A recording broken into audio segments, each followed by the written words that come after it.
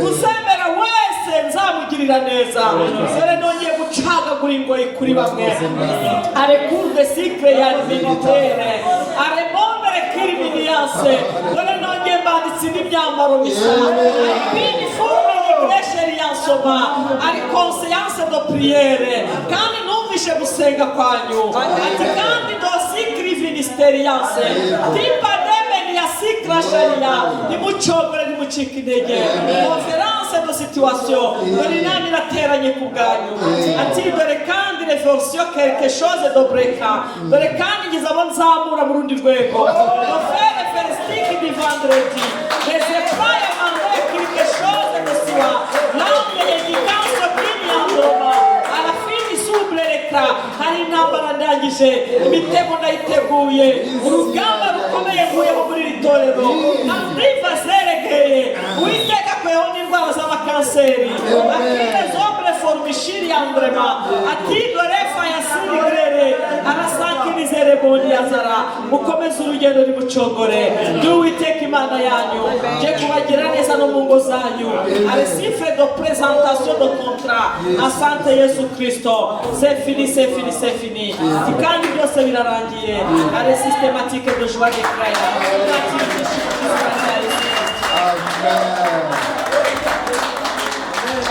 Hallelujah. Mwami Yesu Kristo. Urakoze kukuranga.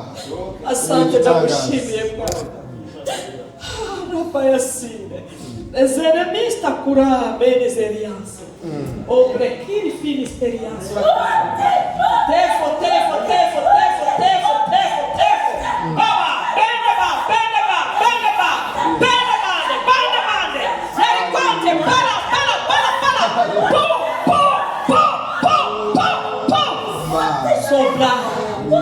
Socombre, les écombres, les finissent, sakunanda, andekone, et se créa, rabash, les sombres d'Isaiah, les cordes, furma.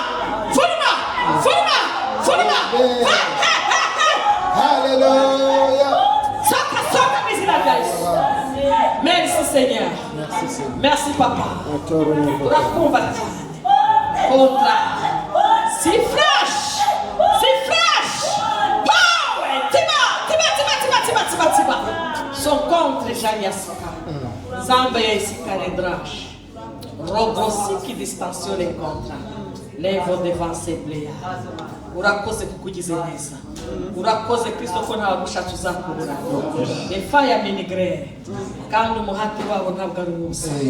Urakoze félicitations de contrat. Asante hari abantu basinyanye contrat n'Imana. Amen. Marishimwe. Asante urakoze. Yego. Bana turagushimiye. Komeje kutwereka kuri kumwe natwe. Nta gushidikanya. Uri muri twe. Hallelujah. Kandi turanezerewe. Amen. Komeza ugende. Yego. Komeza usirikire. Abafunguye imitima barakira. Kandi les oreilles crash alianda. Ndabona marayika agenda muri ritorero. Les forces techniques de situation. Buri situation yose waruzi ko ikomeye ku Mana, wakire ku Uwiteka nta cyamunanira. Les crimes dans la guerre. Le contrat griminiance de grande. Urakoze koheje delegation kuri buri muntu. Asante de Finisteria Gloriance. Urakoze ndagushimiye.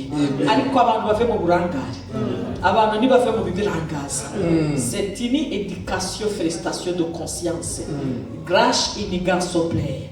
Défense dossier de cœur ventrement de jars. Merci Seigneur. Urakoze kuko uri Imana tukweretse umuvuga butumwa ugiye kutubwira ijambo. Amagambo yawe uyashyire mu kanwa ke mu buryo butangaje kuko waravuze ngo niwasame cyane maze akanwa kawe nawe yasamye kugira ngo uvugire muri we nari n'umusemuzi nawe nuko duhagaritse imyuka mibi yose yatuma duca turinginze ngo imbaraga zawe zibe kuri wowe lesiyambari leza robene kuko waravuze ngo byose byashyizweho n'ijambo ijambo ryari duherekeza tukanesha turishimye cyane kubw'uyu mwanya w'ijambo ngaho bagirire neza mu izina rya Yesu natwe amatwi yacu afunguke kugira ngo buri wese yakire icyo akwiriye kwakira. Urakoze kuko uduhembuye, ni mu izina rya Yesu Kristo tubisabye twizeye. Amen. Dukomere umwami wacu Yesu Kristo amashyi. Acclamez très fort le Seigneur. Amen. Amen. Je suis vraiment dans la joie cette journée de la Pâque. C'est une grande journée pour moi. Une grande journée pour toi. Une grande journée où le Seigneur l'a parlé. Pour ta délivrance. Pour que tu puisses aller à l'avance. Et c'est ce que je déclare au nom de Jésus. Je déclare que tu avances. Avance avec le Seigneur. Le Seigneur est obligé de te dire que il va te donner le beau vêtement. Alléluia. C'est ce qu'il a dit dans la prophétie, non? Et si je déclare que tu reçois au nom de Jésus. Nous sommes dans le livre d'Exode, chapitre 12. 12 versets 7 à 12. Versets 7 à 12. Et le temps nous passe, le temps nous dépasse. Nous sommes, je vous dis encore une fois que nous sommes dans la Pâque. Et nous sommes en train de dire que Christ est notre Pâque. Amen. Amen. Notre Seigneur Jésus-Christ, c'est notre Pâque. Voilà pourquoi il y a vraiment l'onction du Saint-Esprit. Que le Seigneur soit loué. Alors nous allons lire la parole de Dieu au nom de Jésus. On prendra de son sang et on mettra sur les deux portons et sur les linteaux de la porte de maison où on les mangera. Cette même nuit, on a mangé là la chair rôtie au feu. On la mangera avec des pains salés et des herbes amères. Vous le mangerez à demi-cuit et bouilli dans l'eau, mais il sera rôti au feu, avec la tête, les jambes et l'intérieur. Vous ne laisserez rien jusqu'au matin, et il restera quelque chose le matin.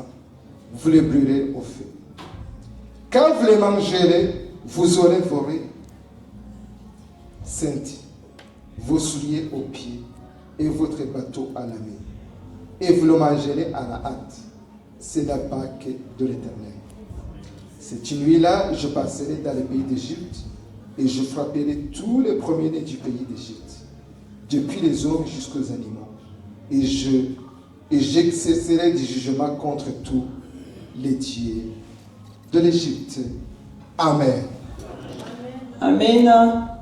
Reka dusome mu Kuva 12 umurongo wa 7 kugeza ku 12.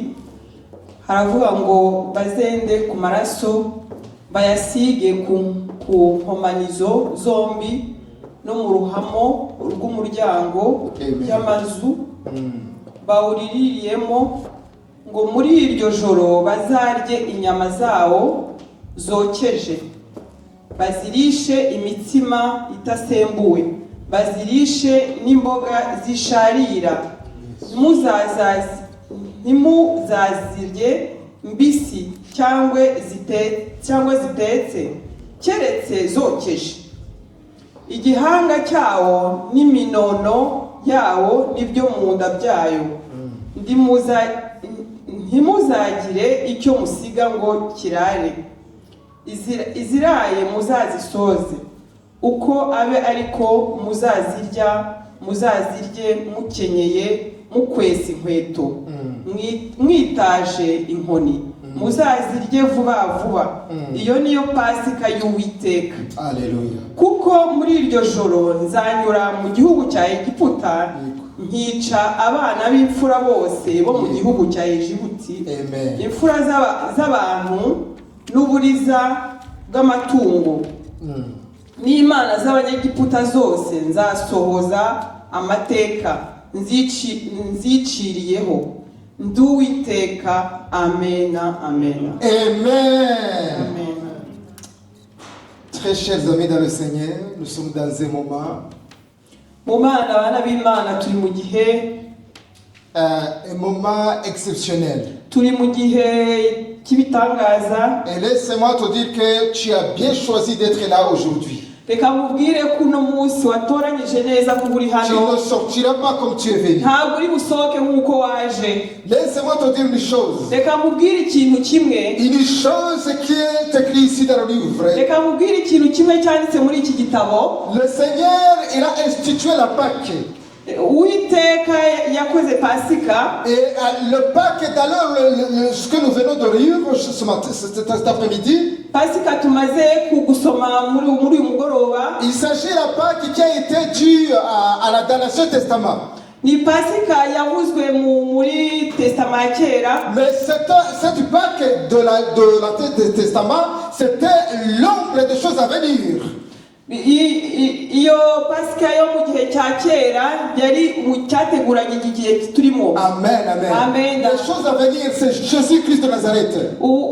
Igihe turimo ni Yesu Kristo. Aujourd'hui, nous sommes dans le temps de la grâce. Uno munsi turi mu gihe cy'ubuntu. Ah, tu allais dire Amen. Amen. Nous sommes dans le temps de la grâce. Turi mu gihe cy'ubuntu. Nous qui étions morts à cause de nos fautes, Twebwe igihe twari twapfuye kubera ibyaha byacu. étrangers aux alliances de la promesse. Igihe twari abanyamahanga.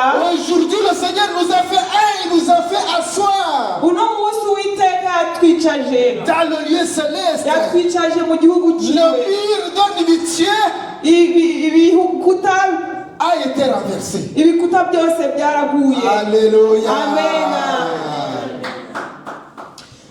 Qu'est-ce que la Bible est en train de nous dire ce matin? Bibiliya iratubwira iki muri uyu mugoroba? À cette époque-là, Muri icyo gihe nyine Dieu appela Moïse et Aaron. Uwiteka yahamagaye Mose, ahamagara na Aroni. Parce qu'il s'agit des peuples de Dieu qui devaient être libérés. Bari abana bagombaga kuva mu gihugu cy'Egiputa, mu buretwa. De libérer de l'esclavagisme. Bari kuva mu buretwa. Comme toi aussi, nous étions dans l'esclavagisme, dans le péché. Nk'uko nawe wari mu byaha. Comme aujourd'hui, tu es en train de te mettre dans le péché encore. Nk'uko ubu ngubu n'ubundi ukiri mu byo ukibirimo. Mais le Seigneur est en train de te dire Ariko Uwiteka ari kukubwira qu'il faut que tu sois libéré. kugira ngo uve muri ibyo byaha. Parce que la Pâque, tu peux changer le cas. Kubera ko Pasika niyo ishobora kuduhindura. Passer le cas Niyo ishobora kuduhindura. pour aller dans une autre bord. Kugira ngo ujye ahandi hantu. Que le Seigneur soit loué. Uwiteka Alors Dieu amugisha. appela Moïse et Aaron. Uwiteka ahamagara Mose na Aroni. Il a dit aujourd'hui, Aravuga ngo uno munsi, ce mois-ci, uku kwezi, cette année, ubu mwaka ça sera la première année. bizaba umwaka wa mbere. Autrement dit, Igihe kindi, les années que tu as passées, igihe kindi c'est les années inutiles. byari imyaka Parce que tu y'ubusa. étais dans le péché. Kubera ko wari mu Mais byaha. aujourd'hui, je vais te délivrer. Ariko uno munsi C'est le Seigneur qui te délivre. Ni Uwiteka Les années que tu as passées, imyaka yaciyeho, peut-être 30 ans, yenda haciye imyaka tu fais mirongo même des itatu, anniversaires. wakoze na aniverseri. On t'avait même invité dans les anniversaires. Baraguhamagaye muri za Pour célébrer, pour danser. kugira ngo ubyine. Mais le Seigneur n'avait pas vu cela. Ariko Uwiteka ntabwo yabonye Mais ibyo. tu as dansé, Ukuntu wabyinye, tu as dansé, tu as chanté. ukuntu wabyinye Mais le Seigneur ukanabyina. n'était pas là-dedans. Ariko Uwiteka ntabwo yari Mais arimo. écoute ce que le Seigneur te dit aujourd'hui. Ariko iki Uwiteka akubwira uno munsi? C'est ton premier jour. Uno munsi ni umunsi wa mbere Premier wawe. mois. Ukwezi kwa mbere. Première année. Umwaka wa mbere. Alors tu vas changer la nature. Uno munsi ugomba guhindura. Tu vas prendre des directions. Ugomba gufata La direction du salut. Ugomba gufata iyindi nzira La y'Imana. direction du salut. Iyindi nzira De y'Imana. saisir Jésus-Christ de Nazareth. Kugira ngo ufate Uwiteka. Saisir le trône de Dieu de grâce. Kugira ngo ufate ubwami bw'Imana. Amen. Amena. Amen. Amena. Nous avons lu que le Seigneur l'a prédit, il a donné une recommandation. uwiteka yatanze uburenganzira. Il a dit, vous allez prendre un agneau sans tache, sans défaut. uwiteka yaravuze ngo muzafata intama idafite ikizinga. Amen. Qu'est-ce que cela veut dire, bien? Biravuga iki? Ça signifie que c'est Jésus-Christ. C'était l'ombre des choses à venir. Biravuga ko ari igihe kizaza. Le temps passe. Le temps passe. Umwanya uragiye. C'est l'ombre des choses à venir. Ni ibihe bizaza. Un agneau sans tache. Intama idafite ikizinga. C'est Jésus-Christ de Nazareth. Ni Yesu Kristo. Et la Bible déclare que vous devrez les manger avec la viande rôtie. Bibiliya iravuga ngo mugomba kubirya n'inyama zitagira igufa. Ah, c'est ce que nous avons dit. Nibyo Tout à l'heure, twasomye. nous allons passer à la Sainte Seine. None aho ngaho turajya gufata igaburo ryera. Nous allons manger la Sainte Seine. Turarya igaburo ryera. Nous allons manger le corps du Christ. Turarya umubiri wa Kristu. C'est ça la Sainte Seine. C'est ça la Pâque. Niyo Pasika. Le Seigneur demande à Moïse, Uwiteka arabwira Moyize. vous allez prendre un animal et l'agneau, vous allez le sacrifier. Uwiteka abwira Moyize ngo muzafata intama muzayitanga nk'igitambo. Mais le sacrifice animal, c'est fini, c'est aboli. Ariko igitambo cy'igitungwa cya byararangiye. Amen. Amen. Aujourd'hui, notre Seigneur Jésus-Christ, c'est le Saint de sauveur sacrificateur. Uno munsi Yesu Kristo niwe tutwizihiza. Vous allez manger le rôti. Au fait, deuxième chose, vous allez manger avec les herbes amères. Qu'est-ce que cela signifie? C'est la signification de manger et de se souvenir comment tu étais dans le péché. Comment tu étais dans l'adultère, comment tu étais dans la prostitution, comment tu étais dans l'ivrognerie, comment tu étais... Tout ça, c'est les herbes amères. Il faut que tu te repentes, mais que tu fixes le regard vers le Christ. Amen. Ngo tuzabifata byose na zerbe kujya muri Kristo Yesu. Amen. Amen. Amen. Et si vous n'avez pas le temps, parce qu'il faut que vous les mangez, vous mettez vos sandales, vous mettez la ceinture. Nta mwanya dufite ngo ni ugushiramo isandare n'umukandara. Qu'est-ce que cela veut dire, bien aimé? Biravuga iki bene data? Cela veut dire qu'une fois tu as pris la direction du salut, tu ne peux pas retourner en arrière. Biravuga ngo iyo amaze gufata inzira y'umusaraba ntabwo ushobora gusubira inyuma. Voilà pourquoi dans l'Éphésiens on nous donne les armes du Seigneur. Niyo mpamvu Dawidi bamuherezaga dans le livre d'Éphésiens. Niyo mpamvu yagiraga intwaro zo kurwanya Satani. Dans le livre d'Éphésiens, on nous donne les armes du Seigneur. Les armes du Seigneur. Il y a la foi. Mu Baefeso baduhereza ibintu byo kurwanya intwaro z'Imana. On nous donne la foi. Baduhereza kwizera. La prière. Gusenga. Ainsi la parole de Dieu. N'ijambo ry'Imana. C'est pourquoi Dieu par Moïse, vous allez manger avec les herbes, vous allez manger debout avec les portes fermées. Niyo mpamvu Yesu abwira Moyise, Imana ibwira Moyise ngo muzabirya mwicaye debout.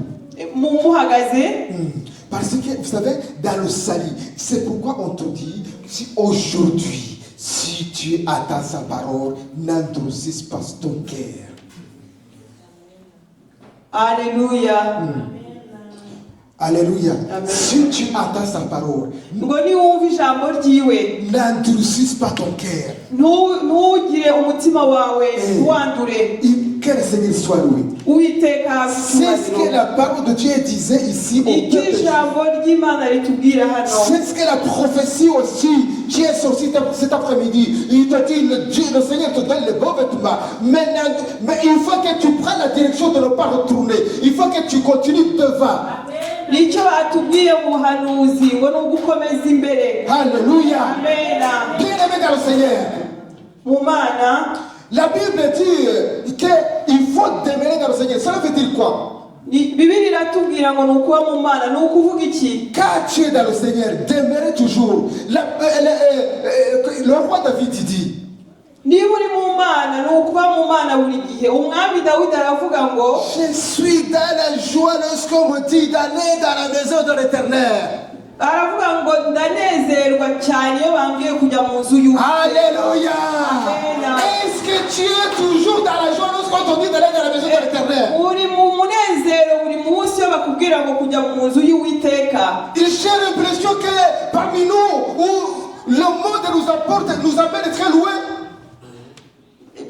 Wagira ngo muri twebwe hari isi tujyana kure. Parce que des fois quand on nous dit allez dans la maison de l'Éternel, il faut que je sois absent, il faut qu'il y a des anniversaires, il faut qu'il y a des choses du monde, de la communauté, tout ça, il nous empêche d'aller dans la maison de l'Éternel. Wagira ngo iyo badutumiye hari ibintu byinshi bitubwira ko tutagomba kujya mu nzu y'Imana ahubwo tugomba kwigira mu by'isi. Que le Seigneur nous pardonne. Amen. Que le Seigneur nous pardonne. Amen. Afin que nous prenions la résolution aujourd'hui. Uwiteka aguhumugisha tubabarire kugira ngo tubashe gufata decision. C'est pourquoi lorsque le Seigneur a dit ça au peuple juif, il disait qu'il faut les manger avec les portes fermées. Abwira abana b'Isirayeli ababwiraga ati mujye murya imiryango ikinze. Parce que lorsque je suis dans la maison de l'Éternel, je ne peux pas reculer en arrière. Je suis toujours là-dedans. Iyo ndi mu nzu y'Imana ntabwo nshobora gusubira inyuma nguma aho ngaho. Un jour, j'ai appelé une personne que je connais. Umunsi umwe nahamagaye umuntu nzi. Je lui dis, avant je te voyais dans la maison de l'Éternel. Est-ce que tu peux venir? Pourquoi je ne te vois pas? Tu peux venir s'il te plaît. Naramubwiye ngo cye imbere nakubonaga mu nzu y'Imana atari ko se ushobora kugaruka. Ainsi la personne m'avait répondu, écoute, j'ai pris la pause. Umuntu yarambwiye ngo umva ati nafashe ikiruhuko. Et une autre personne me dit, moi ça ne me regarde pas aujourd'hui. Uwundi arambwira ati uno munsi ntabwo bindeba. Parce que même c'est l'œuvre de Dieu, Dieu va appeler les autres. Uwiteka azahamagara abandi ko n'umurimo wayo. J'ai senti quelque chose dans mon cœur qui me chagrine. Numvise ikintu giturutse mu mutima wanjye kabisa kimbabaza. J'étais quand même très emporté, mais j'ai dit, écoute, il n'y a pas de problème. Depuis le commencement, c'était toujours ainsi. Narababaye cyane ariko ngeze aho ndabyihorera. Mais écoute ce que la parole dit. C'est la Umva iby'Imana ivuga. C'est le roi David qui dit toujours dans le livre de Psaume chapitre 23 verset 6. Muri Psaume chapitre 23 verset 6. Le roi David dit, tout à l'heure nous avons dit que le roi David dit, j'étais heureux, j'étais dans la joie lorsqu'on me dit d'aller dans la maison de l'Éternel. Dawidi aravuga ngo narishimye cyane iyo bambwiraga kujya mu nzu y'Uwiteka. Il parle comme un roi. Aho aravuga nk'umwami. Qui est un prophète. Umuhanuzi. Et en même temps une autorité publique, une autorité politique. Ikindi afite ubutegetsi bwo kuyobora. Il va diriger le conseil des ministres. Arayobora signer des ordonnances, des décrets. Arasinya décret zaho. Mais quand il s'agit d'aller dans la maison de l'Éternel, le dimanche, de venir à la prière, David il se précipitait. J'étais toujours dans la joie lorsque c'était d'aller dans la maison de l'Éternel. Alléluia. Alors qu'est-ce que le roi David dit encore? Oui, le bonheur et la grâce m'accompagnent. Et la grâce m'accompagne tous les jours de ma vie. Et j'habiterai dans la maison de l'Éternel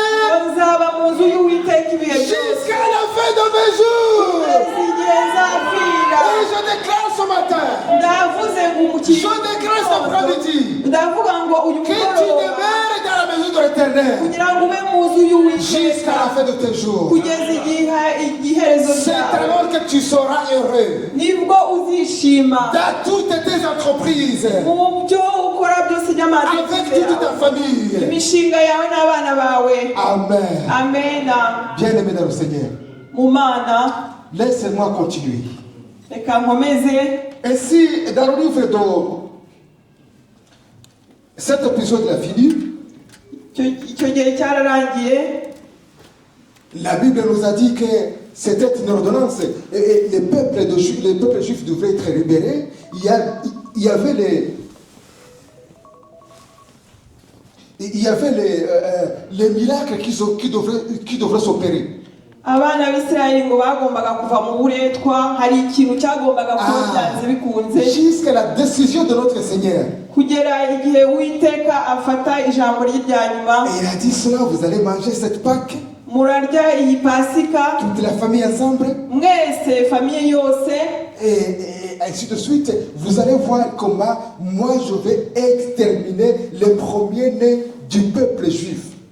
ngo murebe uburyo ki nzakuraho umuntu wese uzavuka ubwa mbere mu bajuife. Le premier-né, il a été exterminé, il a été mort, détruit. ngo uwa mbere wavutse yakuweho. Bien-aimé dans le Seigneur, Mu Mana, le Seigneur a écouté tes prières. Uwiteka yumvise gusenga Le kwawe. Seigneur a écouté tes pleurs. Uwiteka yumvise kurira kwawe. Il y a un jour, ce jour, c'est aujourd'hui. Hari umunsi, ariko uwo munsi ni uno munsi. Le Seigneur a dit aujourd'hui, Uno munsi, ce mois-ci, uyu kwezi, vous commencez les premières démarches spirituelles. mutangire umunsi wa mbere wo kuba mu mwuka. Dans le pays de l'esclavagisme, Muri cya gihugu cy'uburetwa, vous allez attendre de plaire muzumva abarira.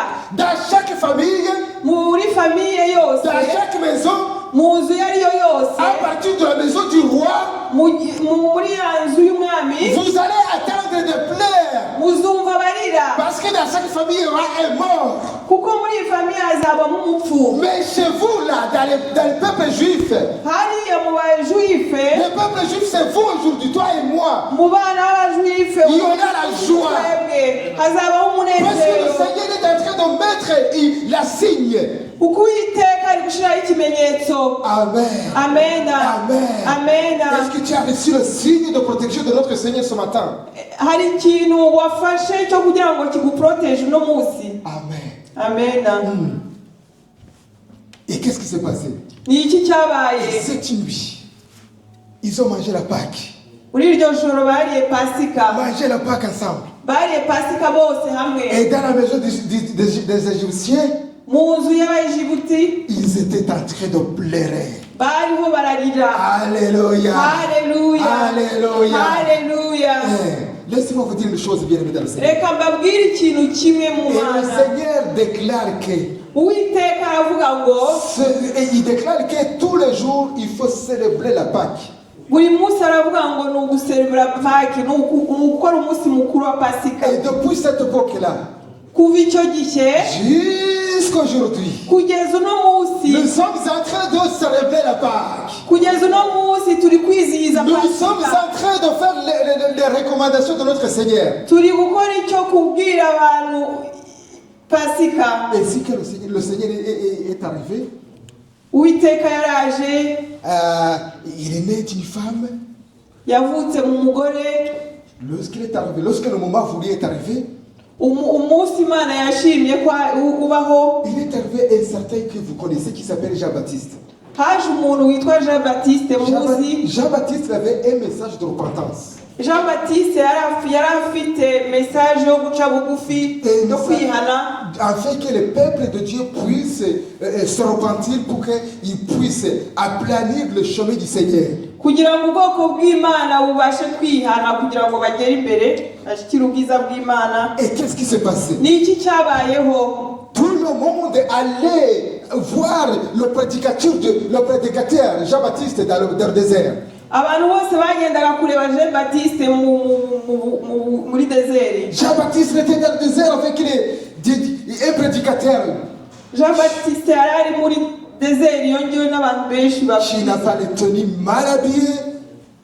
bari bambaye nabi, mais il avait que le Saint-Esprit. yari afite umwuka wera. Lorsque Jean-Baptiste partait dans le désert, Jean-Baptiste agiye mu butayu, déjà qu'ils étaient arrivés dans la capitale, à Jérusalem, abari muri Yerusalemu mu mujyi, ils envoyaient les émissaires. bazanaga abantu. Ils envoyaient les gens pour venir. Vous allez voir celui, son prédicateur. Pourquoi il est parti dans le désert? Bazanaga abantu bavuga ati ese bari kubera iki yagiye gusengera mu butayu. Est-ce que c'est le Christ? Est-ce que ni Imana? Est-ce que c'est un grand prophète? Ni umuhanuzi mukuru. Les gens ils tournaient, les pharisiens, les lévites, ils venaient tous dans le désert pour demander qui est-il?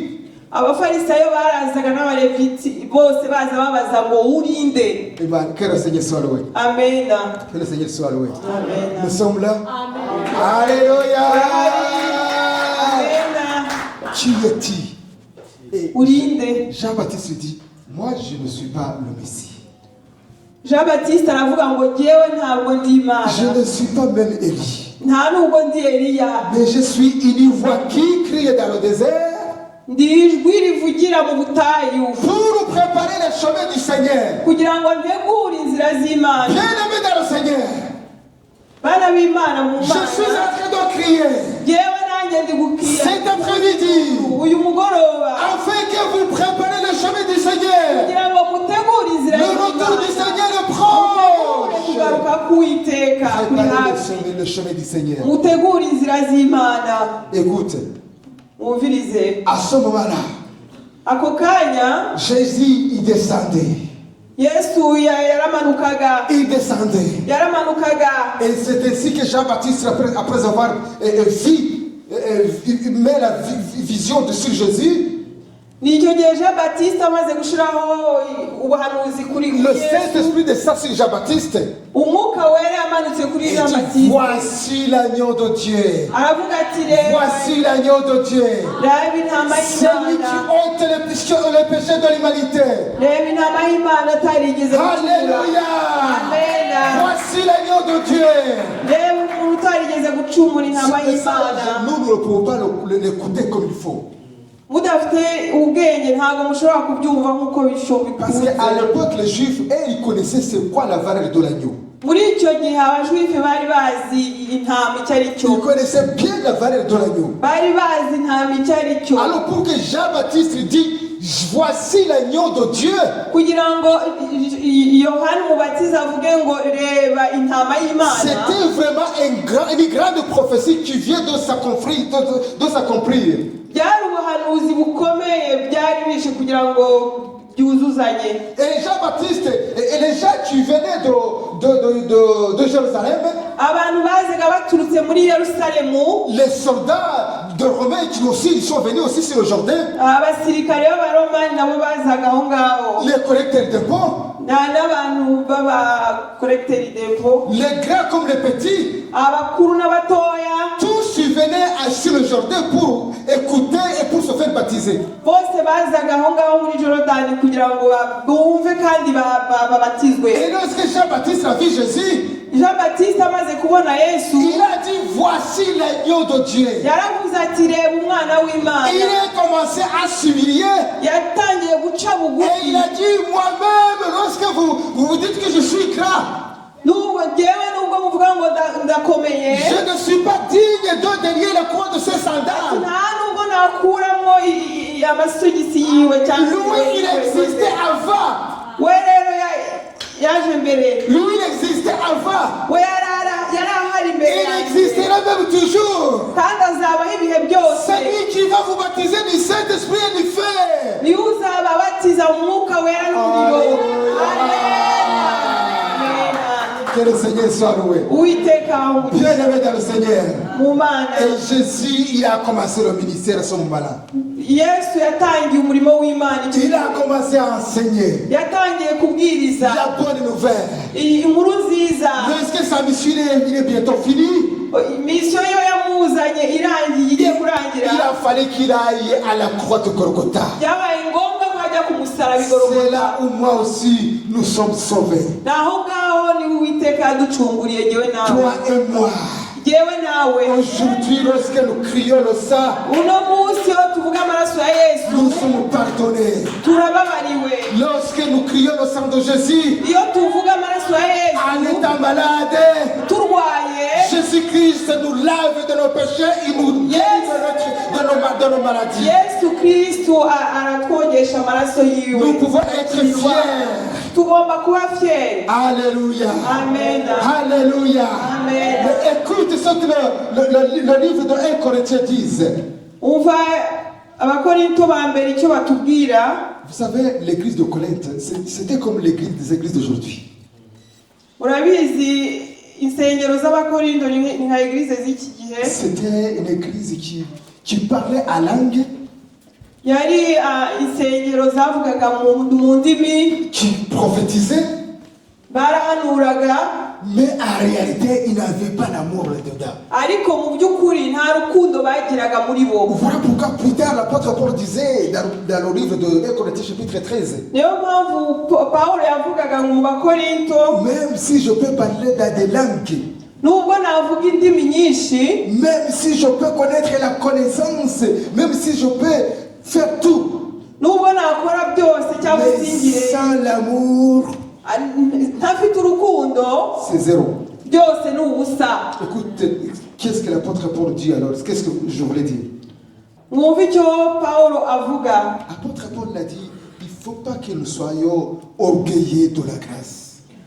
Pawulo aravuga ngo nitwishire hejuru ku buntu Il bw'Imana, ne faut pas que nous péchions.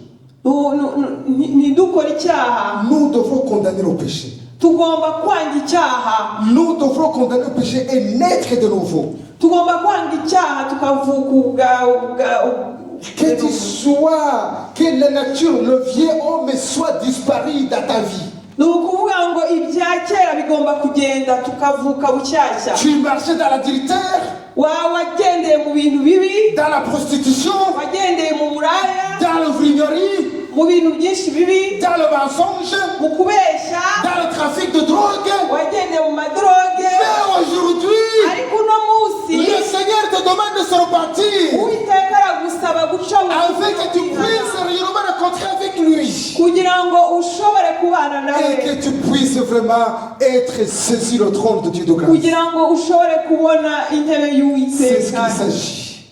Icyo bivuga. Amen. Amena. Alléluia. Amena. Le temps nous dépasse. Umwanya uratujyanye, Mais laisse-moi te dire une chose. ariko ndashaka kukubwira ikintu kimwe. C'est le sang de Jésus qui nous lave. Ni amaraso ya Yesu atwezaho ibyaha. C'est son corps que nous mangeons. Ni umubiri we turi burye. Bien-aimés dans le Seigneur. Mu Mana Nous allons passer à la table du Seigneur cet après-midi, tout à l'heure, tout de suite là. tugiye guca ku meza y'Uwiteka mu kanya, En mémoire de notre Seigneur. twibuka Uwiteka, La mort de notre Seigneur Jésus-Christ. twibuka urupfu rwa Yesu Kristo. La mort, c'est cette chose, nous aujourd'hui, nous avons la chance, bien-aimés dans le Seigneur, Uno munsi twe dufite amahirwe de naître sur le tas de la grâce. kuko twavutse mu gihe cy'ubuntu. Vous savez que Jésus-Christ à qui même Jean-Baptiste l'a parlé, il a dit, Jésus, moi, c'est toi le gras, je ne suis pas même digne. Yohani yabwiye Yesu ati wowe aturi mukuru, ati nta nubwo nari nkwiriye kuza imbere yawe. Jésus devrait être fier de cette parole. Yesu yagombaga kuba yishimye kubera Si iryo Jésus jambo. n'était pas Jésus, si c'était peut-être moi, je pourrais dire, oh, moi je suis grand. Yaba ari jyewe mba naravuze ngo ndi umuntu ukomeye cyane. Mais écoute ce que Jésus a dit sur Jean-Baptiste. Ariko wumva ikintu Yesu yabwiye Jean Dans le Baptiste livre de Matthieu, mu gitabo cya Matayo. Jésus l'a dit, parmi toutes les hommes, parmi tous les gens, tous les peuples, qui sont nés d'une femme, moi et toi, Élie, et compagnie, Abraham, tous ça, ils sont nés d'une femme.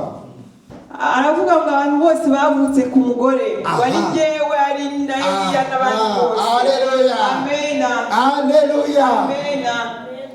Jean-Baptiste n'est plus grand qu'eux. Jean-Baptiste était plus grand. C'est l'homme le plus grand, l'homme le plus puissant. Il a parlé sur Jésus-Christ. Il a parlé de l'accomplissement de notre Messie. Yohani Umubatiza ari umuntu mukuru cyane ko yavuze kuri Yesu avuga kugaruka kwa Yesu. Mais écoute la transition, écoute quelque chose qui va t'étonner. Wumva ikintu kiri bugutungure cyane. Jésus-Christ dit, mais le plus petit des royaume de Dieu Umuntu mutoya mu bwami bw'Imana a un plus grand que Jean-Baptiste. uri mukuru kuri Jean Baptiste. Nawe ni mukuru nka Jean-Baptiste. Nawe ni mukuru nka Jean Baptiste. Alléluia. Amen. Amen. Cela veut dire quoi, bien-aimé dans le Biravuga Il iki? y a un grand secret pour une personne qui est née sur le tas de la grâce. Hari ikintu gihishwe cyane Un grand mu bantu secret. bavutse muri icyo gihe cya Parce cy'umuntu. que Jésus-Christ, lorsqu'il va comparer Jean-Baptiste avec toi, il dit que toi aussi, tu vas t'asseoir comme Jean-Baptiste. Yesu nawe arareba agasanga nawe yakugira nka Jean Baptiste. Nous allons partager la Sainte Seine. Tugiye gusangira igaburo ryera. Je vais inviter les choristes à venir devant. Ndahamagara abaririmbyi bazi imbere.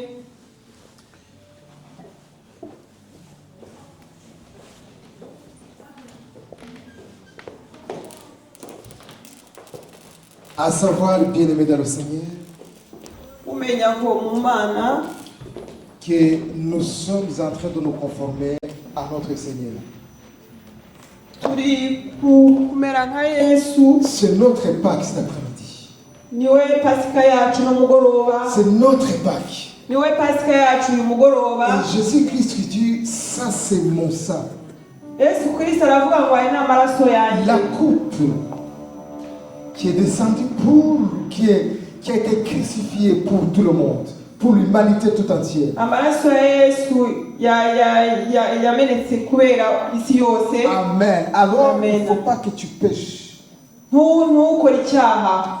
Je suis mort avec le Christ Napfanye na Yesu et je suis ressuscité avec lui. nzazukana nawe. C'est pas moi qui vis, Ntabwo ari jyewe mbayeho, mais c'est Christ qui vit en moi. ni Yesu ubaye muri jye. Bien-aimé dans le Seigneur, Bana b'Imana mu tu es Mana mort pour le péché. wapfuye ku cyaha. Lorsque tu vas pécher encore, tu vas encore mettre Jésus-Christ dans le tombeau. Nukora icyaha kandi ni ukuvuga ngo uzagusubije Yesu Kristo Ainsi, mu lorsque mutungo. tu vas prendre le sang de Jésus-Christ, Nufata amaraso ya Yesu cet après-midi, uyu mugoroba que tu sois renouvelé vraiment dans la foi. bigufashe kugira ngo uhinduke mu Et que tes kwizera. maladies soient disparaître et kugira ngo guéries indwara zawe zigende par le puissant de mu Jésus. izina rya Yesu. Ici, il y a la vie. Hano hari ubuzima, Il y a la vie ici. hari ubuzima mu maraso Il ya y a la Yesu, résurrection ici. hariho kuzuka mu maraso ya Celui qui Yesu. va boire le sang de Jésus cet après-midi, Uri bunywe amaraso ya Yesu uyu ses mugoroba, affaires vont être ressuscités. ibintu byiwe byose biraba Ses bishyashya. enfants vont être ressuscités. Abana biwe bose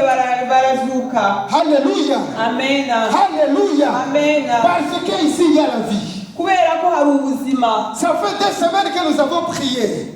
Hari ibyumweru bibiri dusenga Que le Seigneur puisse nous changer. kugira ngo Uwiteka duhindure. Voilà pourquoi ici, il y a la vie. Niyo mpamvu dufite ubuzima. Ici, il y a la vie.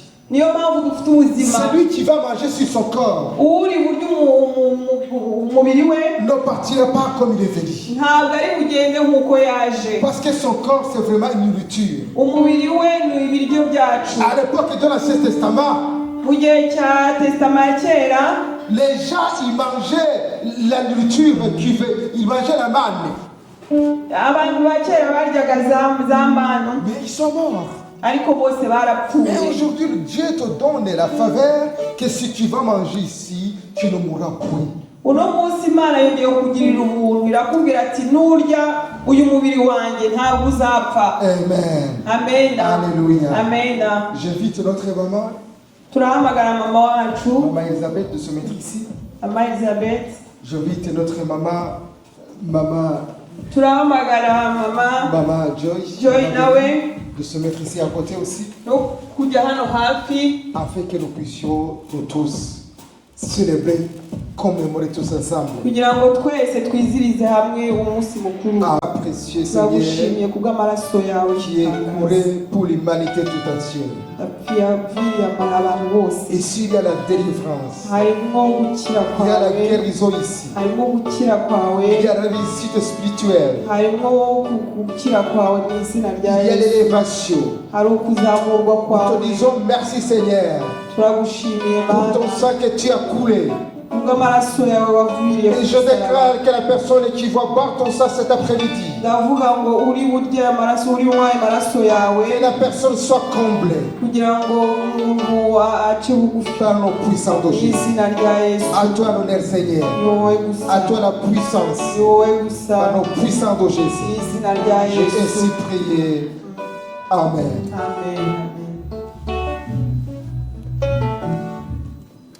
Seigneur, voici ton corps. Nous te disons merci Seigneur. wawe Nous te rendons toute la grâce. turagushimiye, Toi qui es mort pour nous. wowe wapfuye ku Tu as bwacu, donné ta vie pour nous Yahweh. watanze ubuzima bwawe ku C'est par bwacu, tes blessures que nous sommes sauvés. mu bikomere byawe twacunguwe. Alléluia. Amen. Oh Jésus-Christ de Nazareth, Mu izina rya tu as donné ta vie. watanze ubuzima On bwawe, t'avait crucifié. watanze On ubuzima t'avait bwawe lancé kugira ngo des épis. baragukubise. Nous te disons merci Seigneur. Et turagushimiye, je déclare cet après-midi, turavuga ngo uno par ton mugoroba autorité Yahweh, turafata que celui qui va manger ton corps, mon Dieu, mon roi, uri buryo umubiri wawe qu'il soit délivré.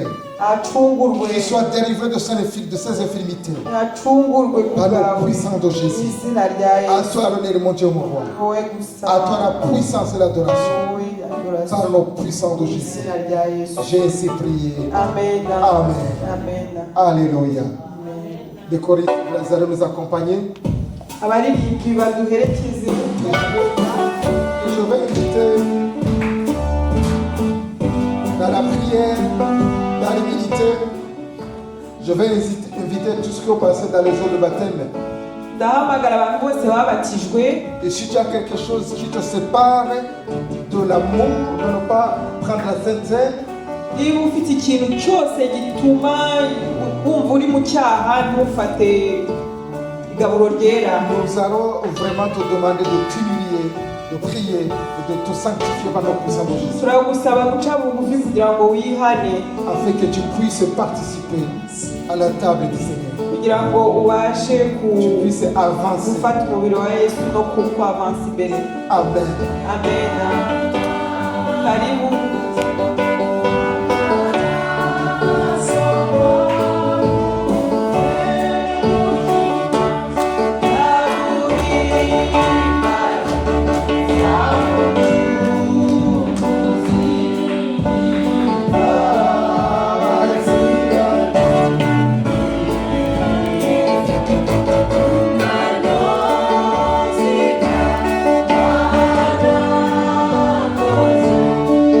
Bye.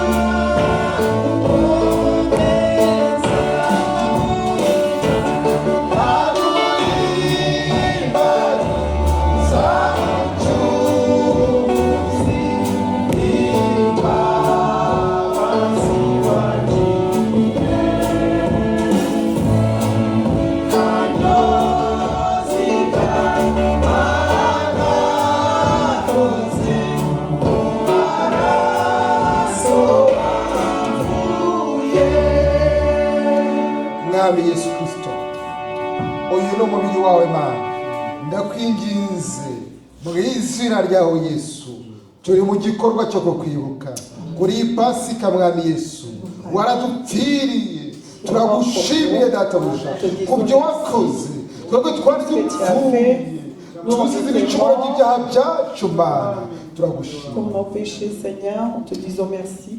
Nous te disons merci Seigneur. Nous te rendons toute la grâce Yahweh. Et nous déclarons que c'est lui qui va manger ton corps. Qu'il soit sanctifié par le puissant de Jésus. Nous mangeons tous le corps de Christ. Amen. Amen.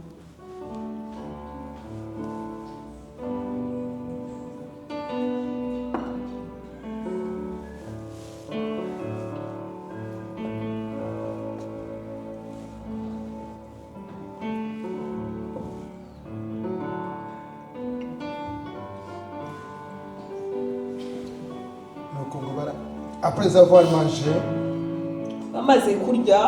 il a pris la coupe. Il a prié. Il a dit ceci. Ça c'est mon corps. C'est ma coupe. C'est ma coupe qui va. Voici la nouvelle alliance. Pour l'humanité tout entière. Alléluia. Amen. Et je déclare cet après-midi que la personne qui va boire le coupe, le sang de Jésus, il trouve la guérison, il trouve la délivrance, il trouve la joie dans sa maison, la joie dans son travail, la joie dans ses affaires, la joie dans ses pensées, la joie dans tout ce qu'il va faire, qu'il trouve la réussite dans toutes ces entreprises par le puissant de Jésus. Amen. Nous allons tous boire le sang de Jésus.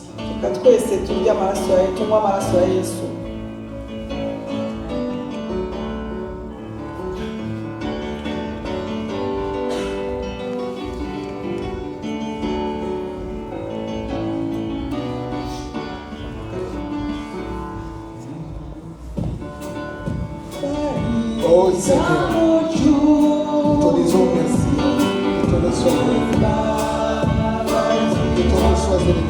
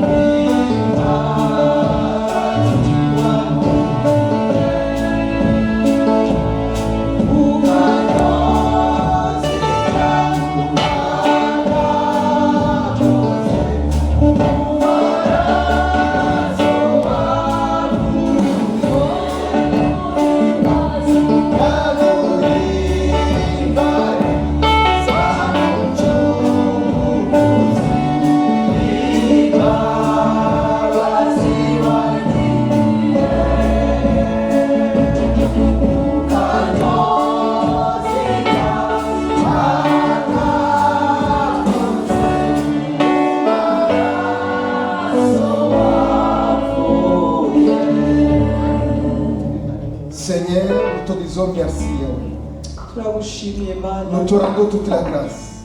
tuguhaye icyubahiro de tout ce que cyose tu as fait, Seigneur. ibyo wakoze. Aujourd'hui, tu viens de nous renouveler. uno munsi wongeye kutugira Nous abashyashya. ne pouvons pas trouver les mots appropriés pour te remercier. ntabwo twabona amagambo yo kugushimira, Mais les Écritures nous disent, ariko inyandiko le zirambwira jour où tu vas réapparaître, umunsi uzagaruka tu vas nous donner uzaduha une autre langue de ton béni. uzaduha urundi rurimi rwo kugushima. Amen. Que ton nom soit glorifié, Seigneur. iteka uhabwe Que icyubahiro, ton nom soit élevé. ushyirwe Dans le hejuru nom puissant de mu Jésus. izina rya yesu. Amen. amen, amen. Alléluia.